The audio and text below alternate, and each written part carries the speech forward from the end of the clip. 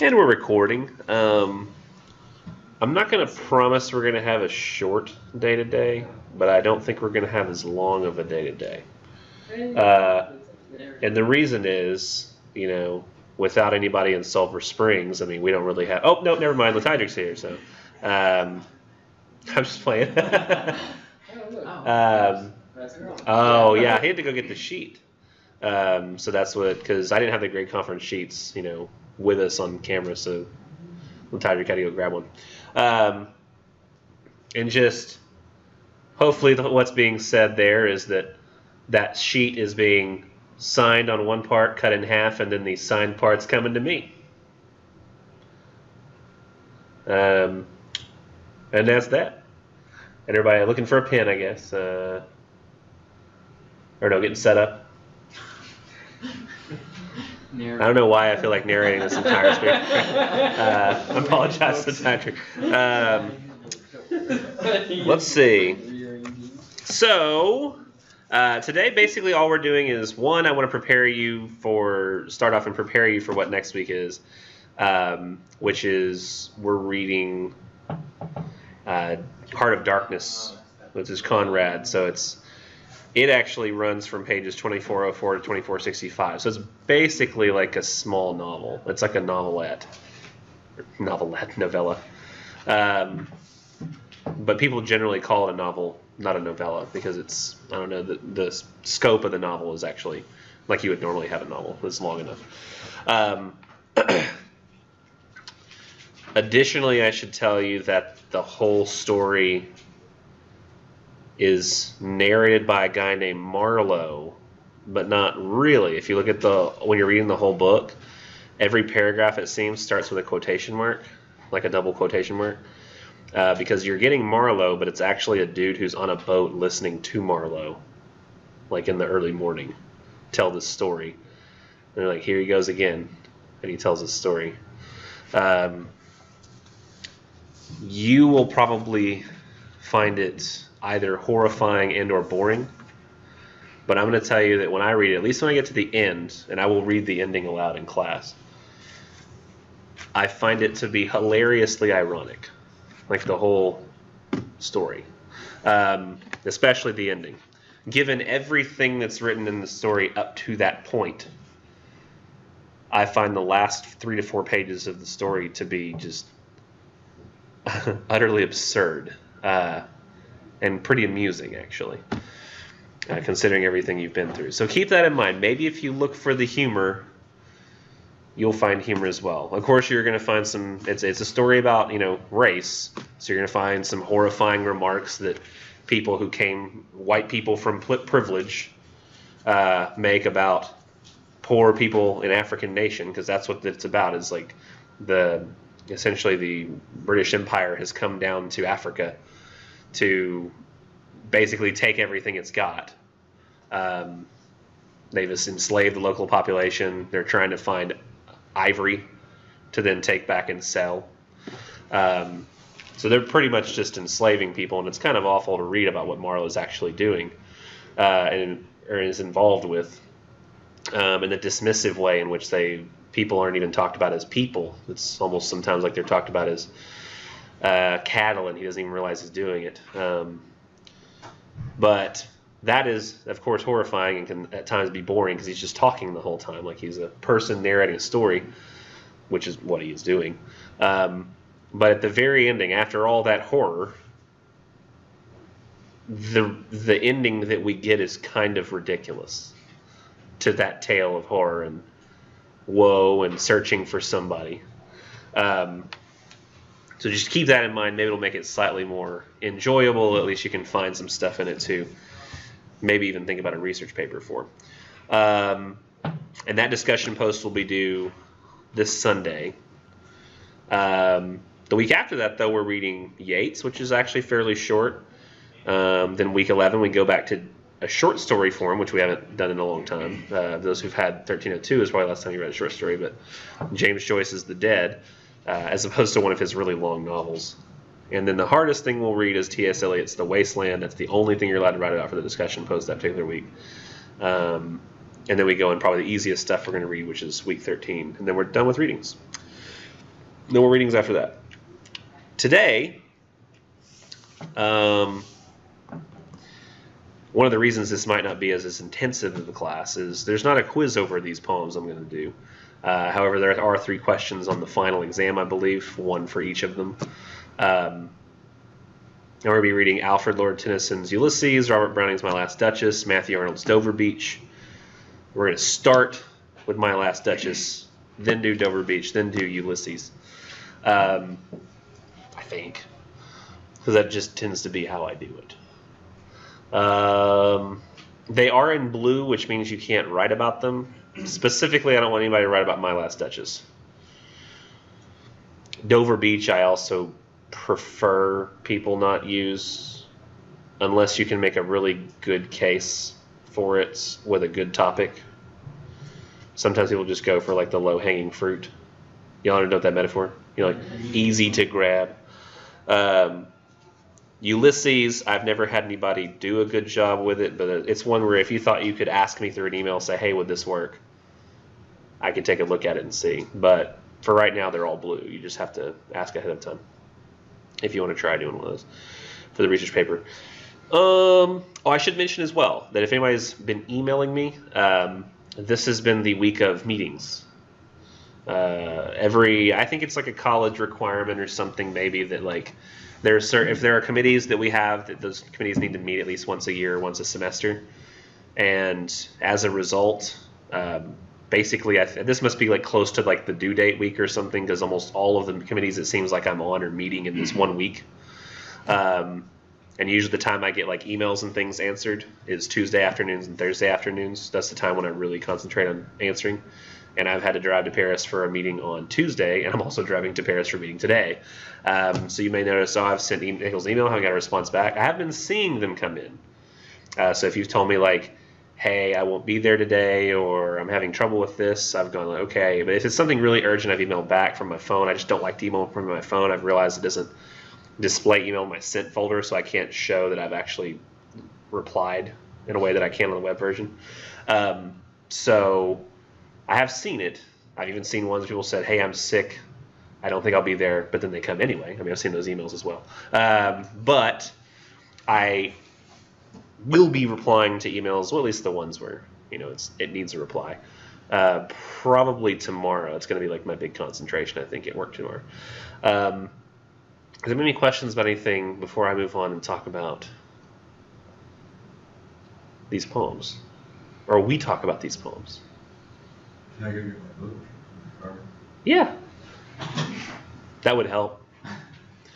I can understand why you might want it. You kind of walk in here, you're like, what are we doing today? You're like, oh, shoot. It'd be funny if just whenever he comes in, and that concludes our discussion of this poem. What poem are we going to do? Actually, what I can do while Elijah's gone is those who weren't here for the grading conference sheets didn't make it in. I couldn't just pass those out real quick. Oh my gosh. I couldn't get it done. Hey. So Victoria's not here, but David, Louise, I thought it was somebody else. Louise and David. So it basically works just like, because y'all have seen my sheets before, it works just like the ones did in the past where, it's got essentially the top thing is daily grades, then discussion posts, and that's out of 70. Quiz grades, that's out of 70. Then the exam, by the way, everybody, the exam is what you made on the exam. It actually has a massive curve on it. So don't worry about that. There's a massive curve on the exam. It's included in the curve is included in the average. It's not included on what you see here. And it says that down below. The average you have does include the curve, but this is not. And then census analysis 1 and 2 and critical evaluation, all those essays grades are there as well. If you see blanks or you see low grades, you're probably going to submit some stuff. So just make sure you get that stuff submitted that you're missing. And if you have a really, really low average as a result, I mean, once you turn the stuff in, that grade's going to shoot way up, so don't worry about that too much right now. Don't think, man, I'm not going to pass because I had to turn this essay in. No, just turn that essay. And this is, of course, not knowing anything about what's on either of your sheets. So I wasn't like talking to them specifically, like, hey, your guys' stuff is missing. It was just looking at this sheet, seeing all the things I had to say. Okay, was it? Okay, borrowing pen. Oh, and then once y'all are done with that too, I would like if you do the old folding method from like school where you fold it in half and then cut it in half, and then I'll come grab the signed copies here pretty soon. Okay, so yes, poems. We have My Last Duchess, which we're going to start on. My Last Duchess by Robert Browning is on page 2125 in my edition, 2125.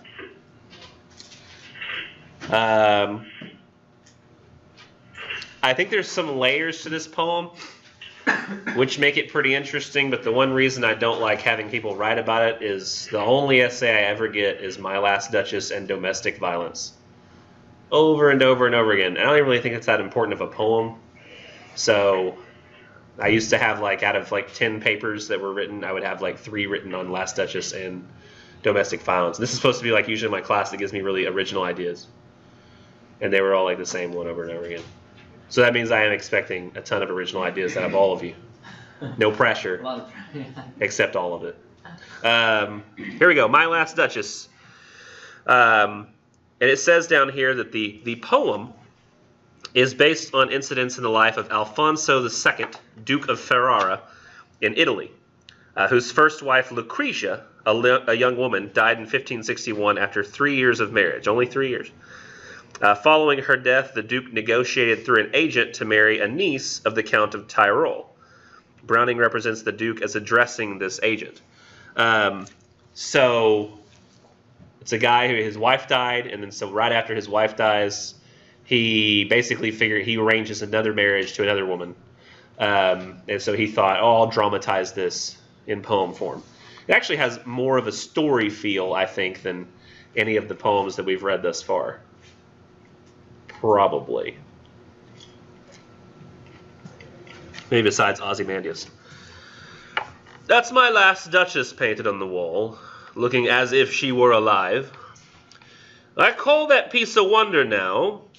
Fra Pandolf's hands worked busily a day, and there she stands.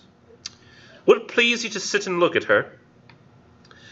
I said Fra Pandolf by design, for never read strangers like you that pictured countenance, the depth and passion of its earnest glance, but to myself they turned, since none puts by the curtain I have drawn for you but I, and seemed as they would ask me, if they durst, how such a glance came there. So, not the first for you to turn and ask thus, Sir, 'twas not her husband's presence only called that spot of joy unto the Duchess' cheek. Perhaps Fra Pandolf chanced to say, her mantle laps over my lady's wrist too much, or paint must never hope to reproduce the faint half-flush that dies along her throat. Such stuff was courtesy, she thought, and cause enough for calling up that spot of joy. She had a heart, how shall I say, too soon made glad, too easily impressed. She liked whatever she looked on, and her looks went everywhere. Sir, 'twas all one. My favorite her breast, the dropping of the daylight in the west, the bowl of cherries some officious fool broke in the orchard for her, the white mule she rode with round the terrace, all and each would draw from her alike the approving speech, or blush at least. She thanked men good, but thanked somehow, I know not how, as if she ranked my gift of a 900 years old name with anybody's gift. Who'd stoop to blame this sort of trifling, even had you skill in speech, which I have not, to make your will quite clear to such a nun and say, just this or that and you disgust me, here you miss or there exceed the mark. And if she let herself be less than so, nor plainly set her wits to yours, forsooth, and made excuse, E'en then would be some stooping, and I choose never to stoop. Oh, sir, she smiled, no doubt, whene'er I passed her. But who passed without much the same smile? This grew, I gave commands, then all smiles stopped together. There she stands as if alive. Will it please you rise? We'll meet the company below then. I repeat, the Count your master's known munificence is ample warrant that no just pretense of mine for dowry will be disallowed, though his fair daughter's self, as I avowed at starting, is my object. Nay, we'll go together down, sir. Oh, notice Neptune, though, taming a seahorse, thought a rarity, which Claus of Unbrook cast in bronze for me. I think it's fun. It's fun. It's a fun poem. What do you think of this guy? What do you think of this? What's happening? Just tell me what's happening. You need to figure out what's happening? No. It's ridiculous. I just told you everything. I acted it out. With... Oh, it's ridiculous.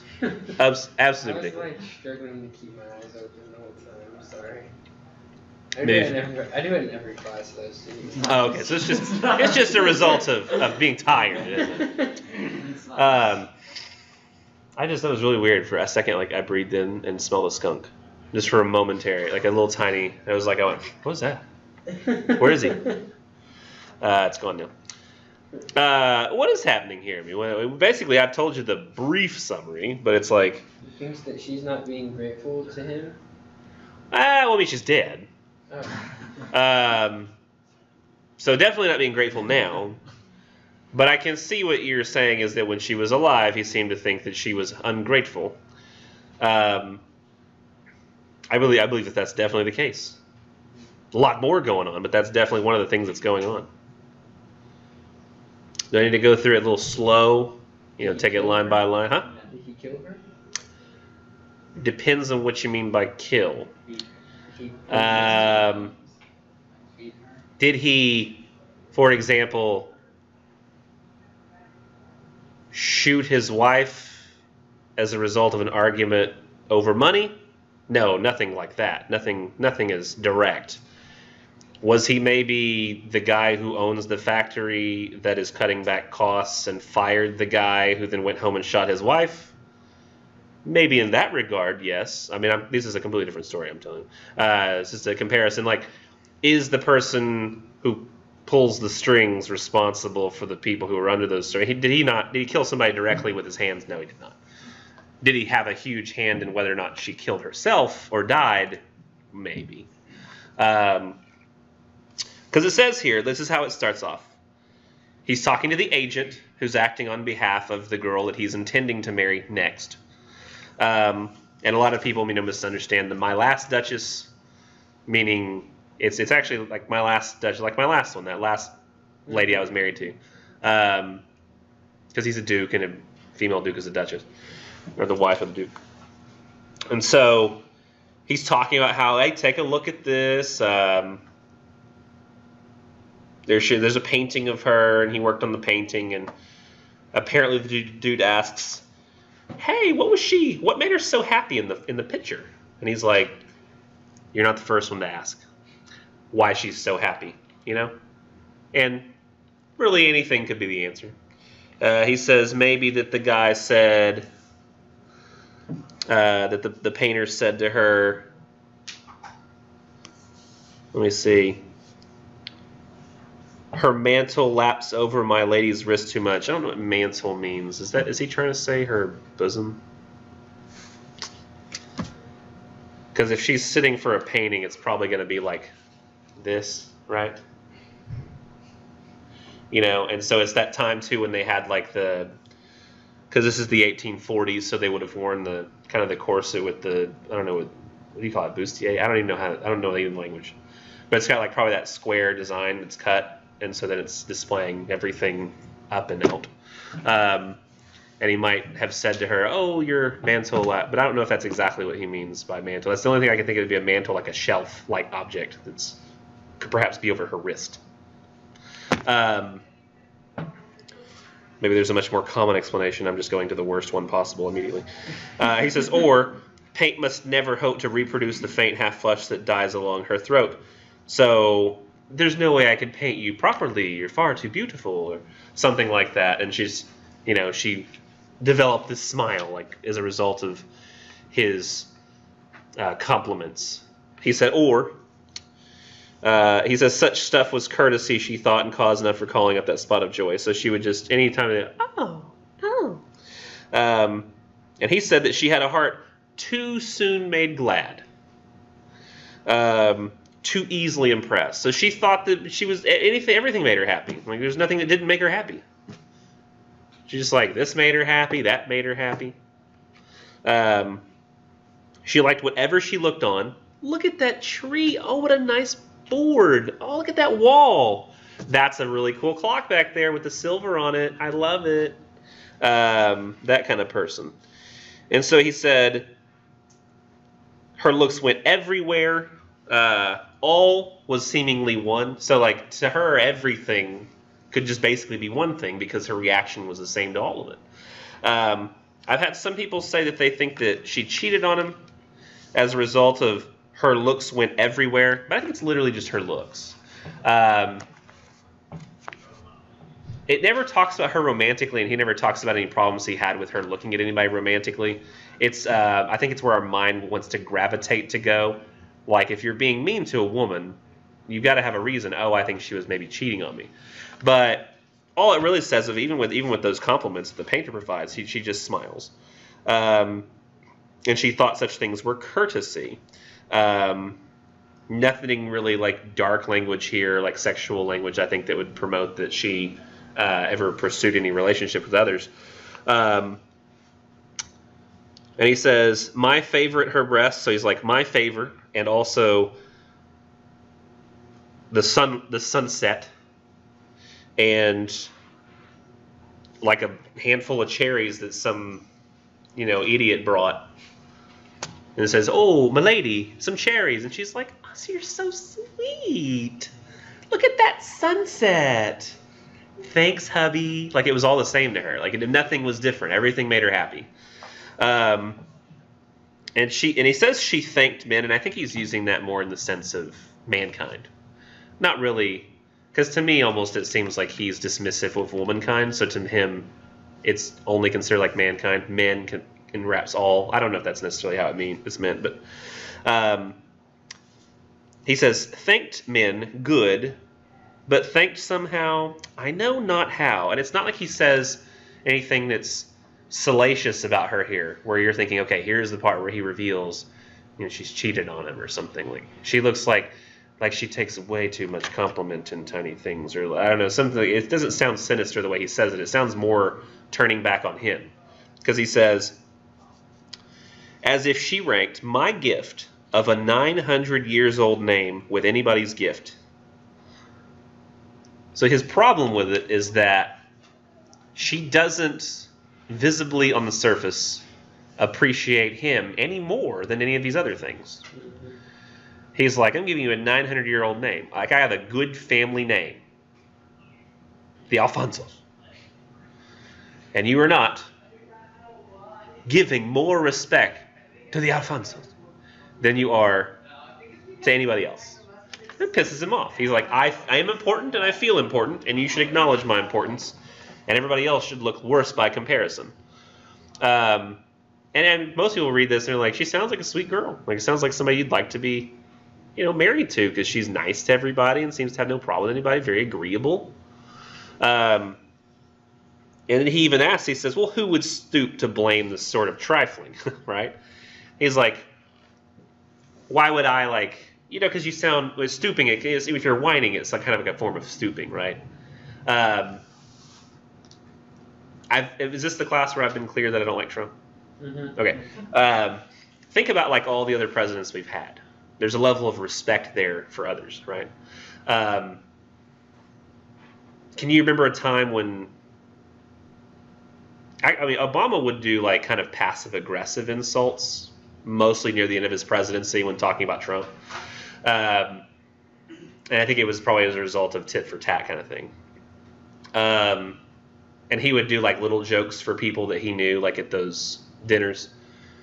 George W. Bush, for the most part, he didn't make any of those kinds of comments at all. Now, he was a very jokey guy, kind of behind the scenes. He loves like telling a good joke. Have you all seen that video of it was Bill Clinton and George Bush and Obama all at this one event together, and George Bush and Obama are standing back while Clinton is talking, and then George Bush leans over and he like goes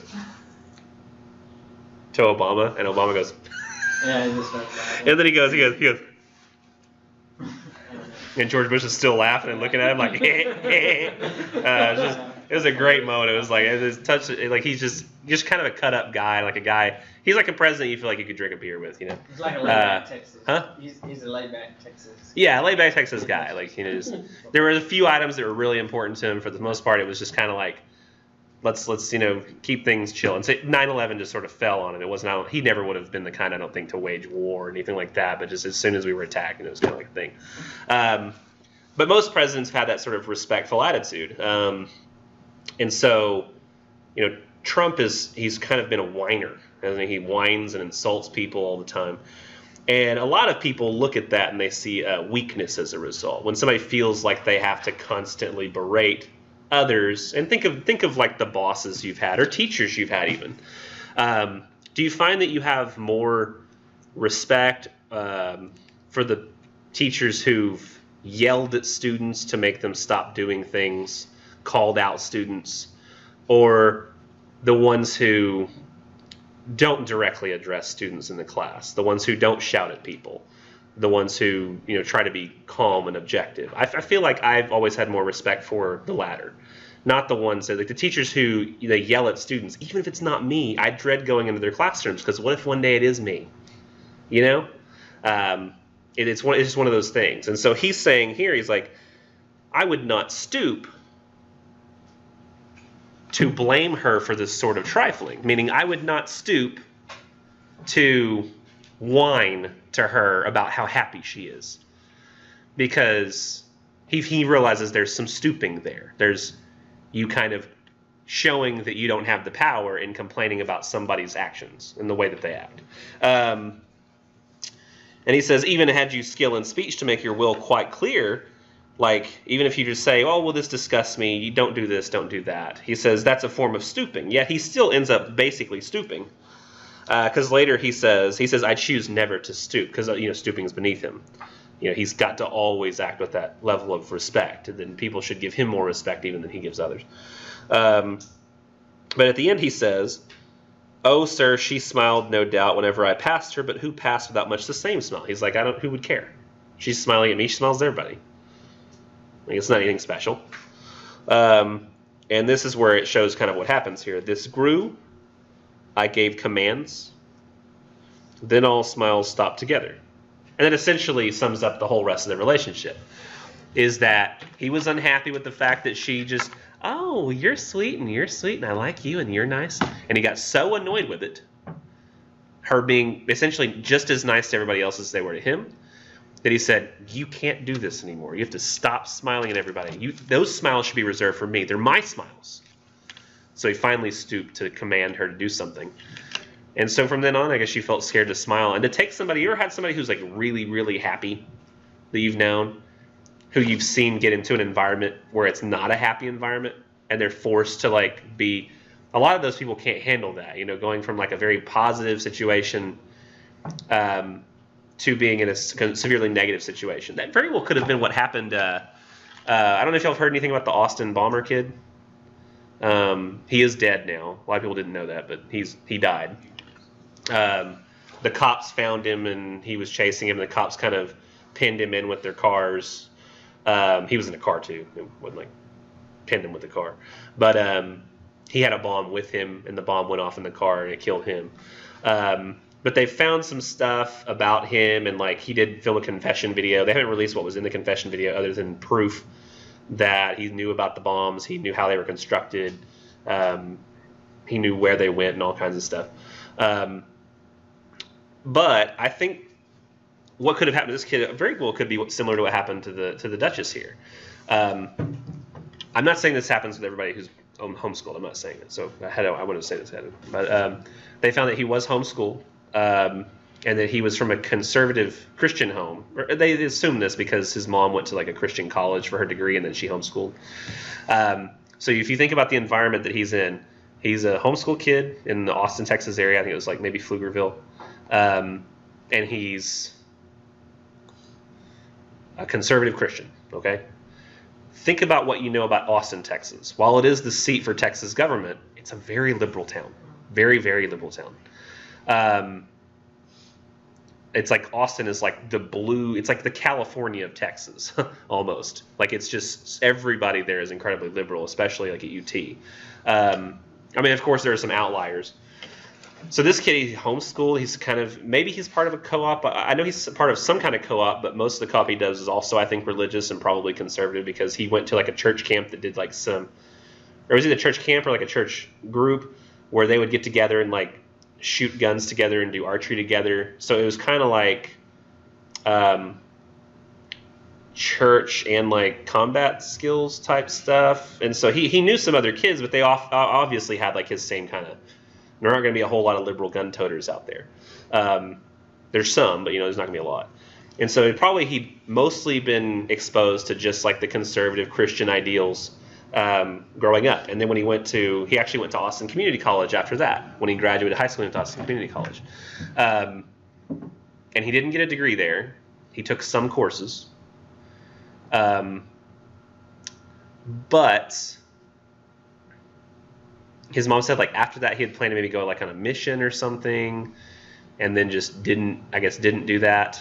But he did post as part of one of his projects, for class. Like I guess history teacher said make a blog, and of his blog entries, like they were very conservative, like even not like extremist conservative, but they were saying even the things that most people know, like you probably shouldn't pursue as an argument these days, just because it's going to make people angry. Like, one of his blog posts for the history class was like an argument against same-sex marriage.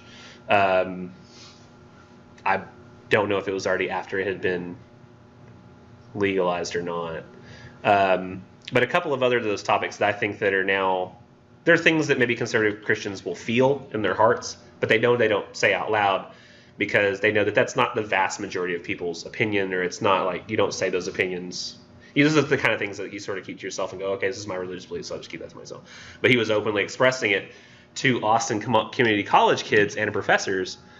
And I can imagine if he went to that environment where they weren't comfortable with the beliefs that he was expressing, that he would just be kind of pushed down and pushed down and pushed down until he went from a point where he was happy with who he was and he was happy with everything that he knew. And suddenly he's in an environment where that's very militantly almost comes back at him, where they're like, no, what you believe is wrong and you shouldn't believe it. And I'm not saying whether what he believed was right or wrong. I'm just saying that like to have those people, to have anybody, whether you're a liberal in a conservative environment dealing with the same thing, to have people constantly coming at you and telling you that what you think is wrong and you shouldn't even be expressing your opinion. I can see that having a similar. He basically kind of went on like if that is what happened to him, then he went on kind of a spiral and kind of went out of control and decided, well, I'm going to do package bombs. That's the way that I can, I guess, make myself known or express what I think should be happening. I don't really know exactly what he's going to say yet, but I think maybe something similar happened with Last Duchess. She was comfortable with who she was. She knew who she was, and then when she was exposed to somebody who wasn't comfortable with the way that she was and said, "You're not allowed to be that way," could have had a very, very detrimental effect. Now, granted, that would never work as a research topic anyway. If you thought, man, that would have been a great one, I could have done that. One, we don't know what his actual thoughts and opinions were yet, and two, that wouldn't work because he's just one guy who killed some people. That might not be indicative of everybody, and so it's not really a problem you can solve. You know what I mean? It would be an interesting observation, but not really anything beyond that. So, yeah, she ends up dying as a result of him essentially suppressing her identity, and then he seems not to even care. He's like, oh, check out this statue of Neptune. Like it's, oh, and by the way, just let you know, I understand that the Count is so giving and generous that he will, of course, give the dowry. You know what a dowry is? It's where, Money if you're married. yeah, if he, in return for him marrying this guy's daughter, the dad of the daughter is going to give him money. I think this is why we have that tradition these days of like the parents of the wife are the ones who generally pay for the wedding. Does that mean like in a lesbian wedding they split the bill? I don't really know how that works. Or there's just no traditions. Like those traditions, just they get rid of those because they're not. I don't know. It's not traditional. Nobody pays for a gay wedding. Like how does this work? I never thought about that. Couple does. Does one person consider themselves like? I don't know. I have no idea. Because I know how it works in like but I think a lot of those traditions are going away anyway. Like I know I think families are just figuring out a way to split the bills these days. Like, you take the catering, we'll take this. And, but that's probably a result of that. So the dowry thing, he's very insistent, next wife, dowry.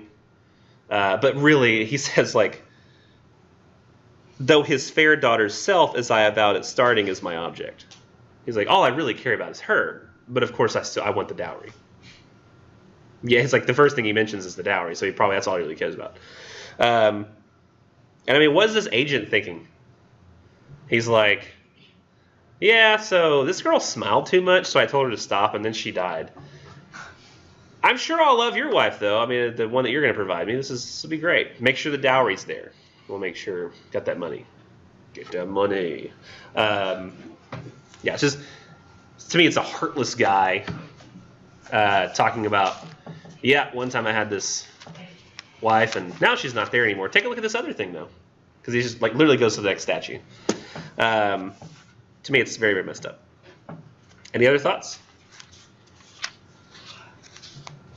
You want to go to Dover Beach on 2172? Dover Beach, 2,172. 2,172.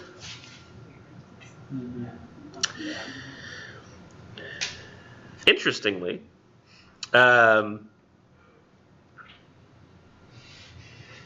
this poem has no like indication of what's going on in the it doesn't have like a title help like some of them often do where it says, oh, here's the help of this one. But we read this a little bit in 1302. I think I might have just read it real fast. I don't know if we went over in detail what it's about, but I'll just read it first and we'll go over it. The sea is calm tonight. The tide is full. The moon lies fair upon the straits. On the French coast the light gleams and is gone. The cliffs of England stand glimmering and vast out in the tranquil bay. Come to the window. Sweet is the night air. Only from the long line of spray where the sea meets the moon-blanched land, listen. You hear the grating roar of pebbles which the waves draw back and fling at their return up the high strand. Begin and cease, and then again begin with tremulous cadence slow, and bring the eternal note of sadness in. Sophocles long ago heard it on the Aegean, and it brought into his mind the turbid ebb and flow of human misery. We find also in the sound a thought, hearing it by this distant northern sea. The sea of faith was once too at the full, and round earth's shore lay like the folds of a bright girdle furled.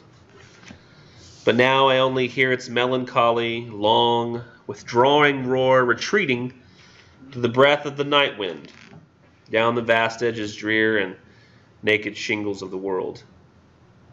Ah, love, let us be true to one another. For the world, which seems to lie before us like a land of dreams, so various, so beautiful, so new, hath really neither joy, nor love, nor light, nor certitude, nor peace, nor help for pain. And we are here as on a darkling plain, swept with confused arms of struggle and flight, where ignorant armies clash by night. I think this functions best, the poem as a whole does, like if you kind of understand like what was going on at the time. This is like the 1860s, and we just recently read Mont Blanc by Shelley, which actually wasn't that much before this, was it, time-wise? Let me see. We have Keats, and then we had Clare, and then we have, let's see, Shelley. And when was he alive? I think he died early 1800s, maybe. Maybe 1822. So he died in 1822, and he had written Mont Blanc, and it was talking about it was written from the understanding of a guy who wrote a geological treatise about how he thinks the world will eventually one day be this giant mass of frost. And science has essentially shown that that's true, not really in the sense of exactly what he means, but that we are moving toward entropy, like energy in the universe is like the universe is expanding as a result of entropy, where essentially what's going to happen is all the matter in the universe will be equally spread out in the universe, and that's what everything is moving toward. Like every single molecule will be equidistant from every other single molecule, because you've heard of the equal and opposite reaction thing. I think that that's true to a point. I actually don't think. I think that law is maybe slightly incorrectly written. Here I am talking about physics. But you know how you have a mathematical equation on a graph, and this starts here just above this line, and then it curves and starts to approach the other line, but doesn't ever quite make it there, and to infinity, it never quite touches the line. I kind of think that's how all reactions work, and that's how we're eventually approaching entropy, is that every reaction you have where something bounces into something else, the other thing bounces away equally, but just slightly less. Something is not preserved. And so it is preserved in a sense. It's absorbed, but everything eventually the matter will cease to be connected anymore. All the energy will be burnt up, and then everything's just be equally spread amongst the universe. Just it'd be like essentially like a giant atom cloud. Maybe it'd even break into the smaller parts like gluons and quarks, and I don't really know how those all function, but in the recognition of all these scientific principles that are being discovered constantly, and I believe even recently to this poem, well, I don't think that they had discovered yet that bacteria was what caused people to get sick. I'm not quite sure if they'd done that yet. But the Industrial Revolution was coming, and science progress was being made, and everything was changing, and it seemed like the focus in the world was moving toward the empirical, what was outside the self, what can be proven. That's what science is. It's what can we observe, and how can we use those observations to determine what truth is, which is way different than what faith is, right? Faith is, in fact, if we go by the biblical definition of faith, and this isn't true for all religions, but faith is the substance of things hoped for, but more specifically, the evidence of things not seen. We don't have evidence, so what we're going to do is have faith. People who believe in God believe on faith. People who there shouldn't be, an extreme effort to scientifically prove that God must exist, because that would sort of defeat the purpose. That would be like the Tower of Babel or something like that? Yeah, exactly. People got punished for that. Everybody's languages were confused, which is a pretty good metaphor for, hey, quit trying to do that. Oh, we found we're still looking for the ark to make sure the ark was really there. Don't do that. Let atheists do that. They're the ones supposed to care about that. You just believe that an ark was there is kind of the implication of faith here. So I feel like I had another good example too. It was another good example. But yeah, Tower of Babel was so good it threw me off. The proving of it was Skyrim. In the game of Skyrim, there's actually a lore book called it's something about the Wrath of Azura, I think is the name of the lore book. Has a character named Nickelbar who he figures out like a lot of the dwarves are going toward a land of science. Like they're all going towards science, and they're doing everything scientifically and building machines, and they're losing faith. And he's like, I don't want this to happen. So he decides to bring a collection of their greatest minds to the I think his shrine for Azura, and says, hey, Azura, I have a way to prove to all these guys that you are real, that the gods are real. He says, and that y'all have the power that you say you have. And so all I need you to do is tell me what's in this box. It was like a closed box. And Azura looked kind of pissed and said, it says a single red rose. And Nickelbar got really disappointed, and he opened the box to display that there was nothing inside. And all the people were like, this is ridiculous. Why are we even here? And then they leave. And the next morning, Nickelbar was found he dead, not really knowing what it was of, but rose petals were coming out of every orifice of his body, and he was kind of surrounded by them. And then over time, that entire race of people just slowly ceased existing, and nobody knows what happened to them or where they disappeared to. And I think the implication is that the gods just stopped letting them exist or stopped caring if they did, so that they were allowed to just sort of burn out. And while that is a video game, I think it does serve as kind of a metaphor for a god maybe being pissed off if you don't just have faith, if you're trying to prove things. So I think that that's maybe why there's always been this sort of religious war. I've always thought that science and religion can go together. I've thought that that's how I like things to be, but because I think otherwise you have to deny things like that the Earth is like older than 20,000 years, or that essentially take on some pretty hard to believe things that I would see in the Bible. If somebody can't reconcile science, which seems to show the truth, with the faith truth, it's very, very hard to believe, both if you don't reconcile some of those ideas. He, however, is still at that scenario in that time period where I think they're essentially at war with each other. If you believe science is the way, you don't believe faith is the way. And I think that he has a problem with that. He extrapolates faith not to just be religious faith, but then faith in everything. And he talks about how the sea looks calm out there. It's really calm. But then when you look down at, what Dover Beach is? Y'all heard of Dover Beach? You heard of the cliffs of Dover in England? There's these giant white cliffs that just have like a nice field on top. Like England just starts up. Like there's where the land starts and it keeps going. It's not like there's like a sandy area and then palm trees and then eventually dirt. It's just straight up like this big white rock cliff, and then boom, on top you got dirt and land and houses and things. Very strange. But as a result, because they're limestone cliffs, down below, instead of a sand beach, you have Pebble Beach. And it's pebbles because over time the water has washed, the stones like smooth. But still, on a sandy beach, you hear but on a pebble beach, because it's moving pebbles, not sand, you hear.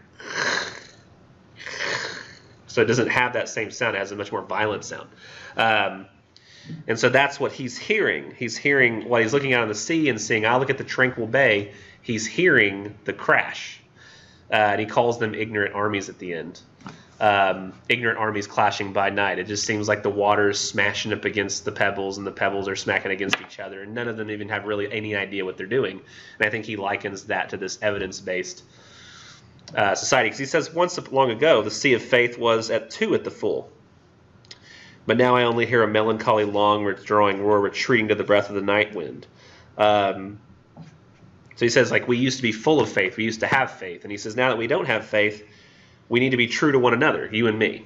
We need to essentially have faith in each other, because the world which used to lie before us like a land of dreams, so various, so beautiful, so new. God created rainbows. Is a way of apologizing for what he did and saying, I would never do this again. Not apologizing, but saying, I would never do this again, like never wipe out all of people. And then later he will go, oh no, it's just a prismatic effect of water and light going through it. And that could be a faith-shaking thing. It's kind of like when I've imagined how it would probably shake people's faith if we found out that not only were there other planets out there, but other intelligent beings that have their own gods. And actually their gods seem to be a lot nicer than our gods in their religious texts. Like they seem like to have none of the conflict, and everything seems nice, and we'd be like... I don't see how a rainbow is a faith-shaking thing. What now? How can a rainbow be a faith-shaking thing? Well, somebody like... How a rainbow is formed not necessarily isn't defined for a purpose of a rainbow. Well, I mean, it does seem interesting, unless the idea is that he didn't start allowing rain. It never rained before the flood. Right. If he just... rain was the first time rain ever happened was after the flood, or like for the flood, and then after. Yeah. And so there was no dew, there's no moisture in the air, everything was dry. And if that was the case, I mean, that would have to be the case in order for to say that God created rainbows. They're basically like, still it would be a misinterpretation by the people, right? Mm-hmm. It would be that God created rain as a promise he would never do this again. And it's an interesting thing to focus on. But some people are like, no, look, they're like, look, I can make rainbows in my garden with spray. You're not making it, the light is. Right, exactly. The light's making it. But still, the weird thing too is that a rainbow, did you even know that a rainbow is like improperly named? It's not a bow, it's a circle. Yeah. We're only seeing half of it. Mm-hmm. Which is yet another thing that could be like, I always thought. It was straight up in the air. Yeah. Oh, what? Just around the sun. A full circle. A circle, yeah. And those can happen, they're pretty cool. It's so I think they call that a halo. Maybe. I was in Seattle when it was Pride Day. I was really great. It was like. They don't make rain like this in Texas. But other things, now it hadn't happened yet. There was probably other scientific discoveries going on, but when people figured out that it's not ghosts in your blood, or like you're being punished for something wrong you've done, but you got sick because bacteria transferred to you and that got you sick. You're not being punished because God hates something you did, but because if I take this literal thing here that they had, put it in this other person, they get the same thing. And it was invisible before, but we can see it now with microscopes. I mean, that's a faith-shaking thing. You're like, oh, okay, well, I always thought I got sick because I did something wrong. No, I got sick because there are tiny bacteria that make me sick and that travel from person to person based on touch or in the air or whatever. Those could be some pretty faith-shaking things. And who's to say that like that's not a punishment and stuff? I mean, true. I mean, it very well could be. Like, yeah. You made it like rain lice and stuff. Like, I mean. But it's the lack of that reconciliation of ideas in that way that is, I think, what's affecting this poem. Is he's seeing there's a world of evidence and there's a world of faith. And he says, so the world before us, which used to lie before us like a land of dreams, lots and lots of possibility. But now we're essentially, with evidence and scientific evidence, learning the limits of the world. That we're learning everything in the way it's limited, and you can't just flap your arms strong enough and then fly into the sky. I mean, you literally, there are formulas for this, and it would not be possible or feasible. We could build rockets, yeah, but I mean, it's not like we'll ever be able to locate heaven up there. A lot of the just ideas that were sort of intangible have now been turned into a world of the tangible. And so here he says, the world that we thought was going to be so beautiful, so various, so new, has neither joy, love, light, certitude, peace, help for pain. And we're here in a world where confused alarms of struggle and flight, ignorant armies clash by night. So it's just, for him, it's just chaos, the world and the state that it is. People are questioning God. People are putting their faith in things.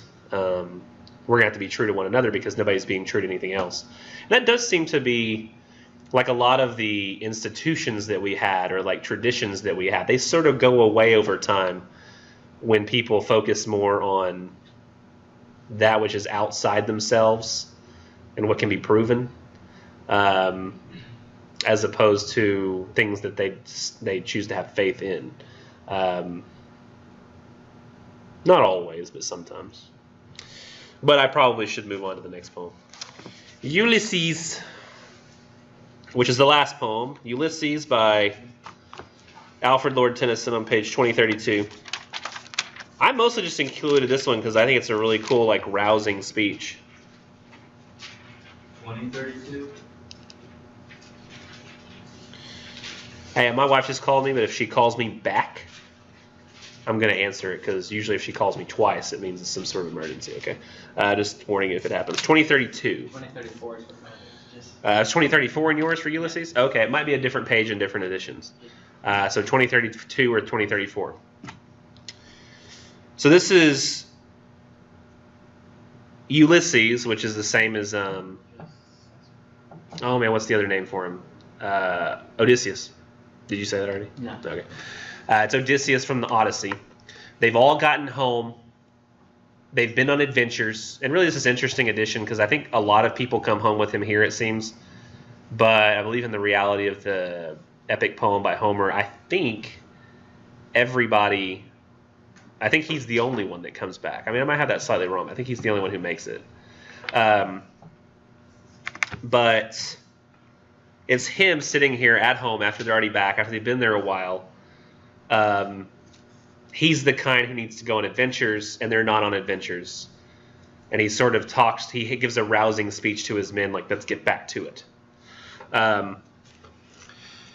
It little profits that an idle king by this still hearth among these barren crags, mashed with an aged wife, my wife's getting old, I'm eating dole unequal laws into a savage race that hoard and sleep and feed and know not me.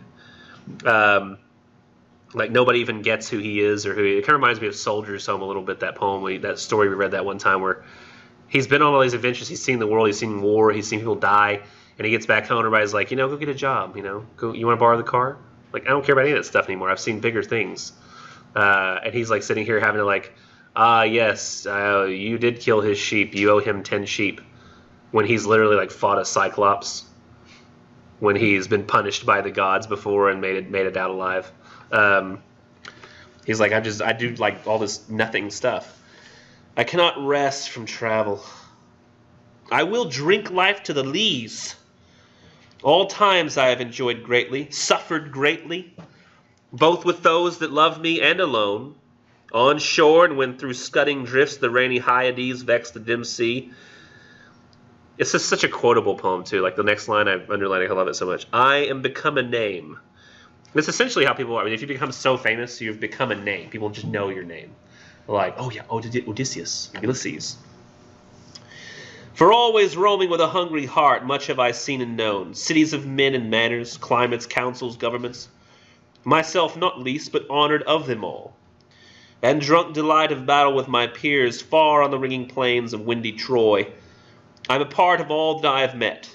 Yet all experience is an arch where through gleams that untraveled world, whose margin fades forever and forever when I move.